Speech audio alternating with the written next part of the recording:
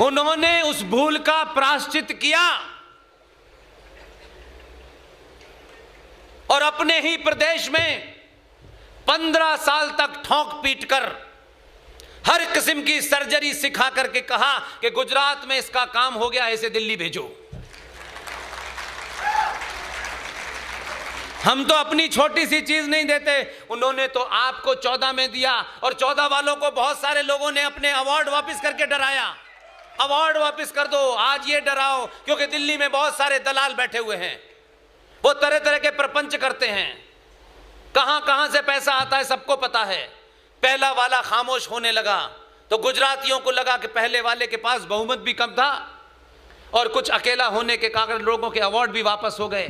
वो ऐसा आदमी है कि उसने एक संस्था जहां से अवार्ड मिलते हैं उनको ये फोन करके कह दिया कि जो अपने अवार्ड वापस कर गए हैं अब उन्हें वापस नहीं देने हैं। अवार्ड वापस करने वालों के अवार्ड समाप्त हो गए और उसकी खामोशी को जिहादियों ने समझ लिया कि ये अब डरने लगा है, लिहाजा हमारी बात को ज्यादा ही कर रहा है। गुजरातियों ने कहा डरना मत, अभी फैक्ट्री बंद नहीं हुई है, 2019 में उन्होंने दूसरा भेज दिया। अब वो जो हैं जिन्हें अल्लाह पे यकीन था, कहते थे अल्लाह के हिसाब से हम डरते ही नहीं है, हम अल्लाह के अलावा किसी से नहीं डरते, तो हमने कब कहा कि तुम डरो? हमने तो कभी नहीं कहा, हम तो आज भी कहते हैं कि उस पे हमें यकीन है। 70 साल का वक्त लगाया, ऐसा भेजा है।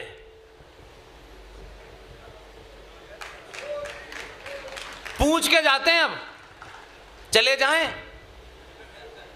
पूछ के जा रहे हैं। इसलिए यह सिलसिला पूरे देश में शुरू हो गया है। भारतीय राजनीति के मूल में सनातनी हिंदू कभी नहीं था। चाटुकारों ने ये मुसलमान है, इसको ये भी दे दो, इसको ये भी दे दो, इसको ये भी दे दो, ये नाजायज चीजें भी दे दो, तब भी आप बर्दाश्त करते रहे।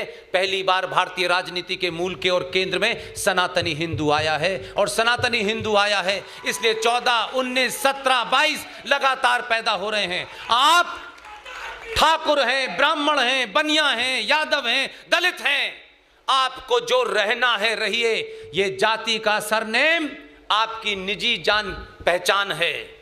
5 साल में अपने घर पे किससे शादी करनी है, किससे शादी नहीं करनी, किसका गोत्र मिलाना है, यह शुद्ध रूप से आपका निजी मामला है। 5 साल तक अपने उस निजी मामले को घर की चौखट के अंदर रहिए। 5 साल में एक बार, एक दिन के लिए जब भी वोट करने जाएं, सनातनी होके वोट करें, बस, और कुछ नहीं करना है। किसको चुनना है, किसको चुनना है, नहीं चुनना, मैं आप पे छोड़ता हूं, मेरा इसमें कोई कहना नहीं है। आप एक बार अपने पुरुषार्थ और अपने पूर्वजों को याद कीजिए, सही नैरेटिव को सही तरह रखिए। इसलिए वंदे मातरम मैंने कह के जा रहा हूं, ये वंदे मातरम इसी भारत की पार्लियामेंट में पूरा बजवा के ही दम लूंगा।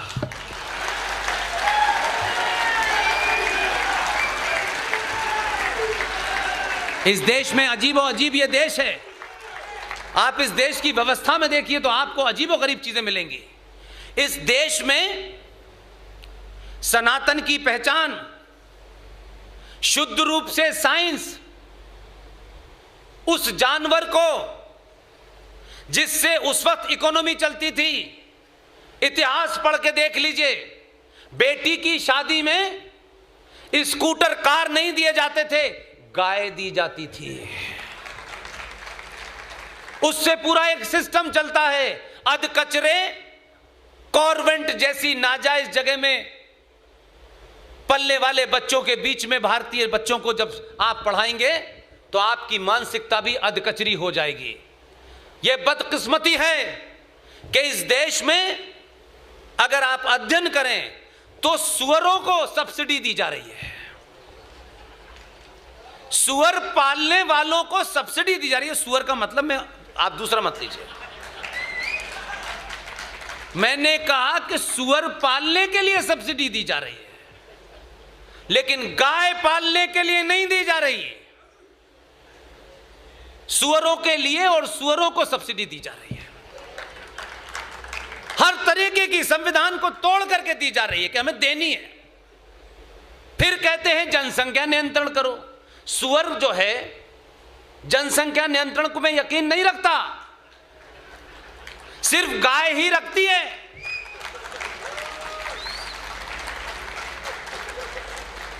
इसलिए गाय जिस दिन राष्ट्रीय पशु घोषित होगा, उस दिन सुअरों को सब्सिडी मिलना बंद हो जाएगी, सुअर पालन पे सब्सिडी मिलना बंद हो जाएगी। लड़ाई लड़नी है, तत्कालिक तौर के निजी स्वार्थ और फायदे की लड़ाई मत लड़िए। आपके पास समय भी कम है, युद्ध बहुत लंबा है, जो युद्ध एक आपको नजर नहीं आ रहा।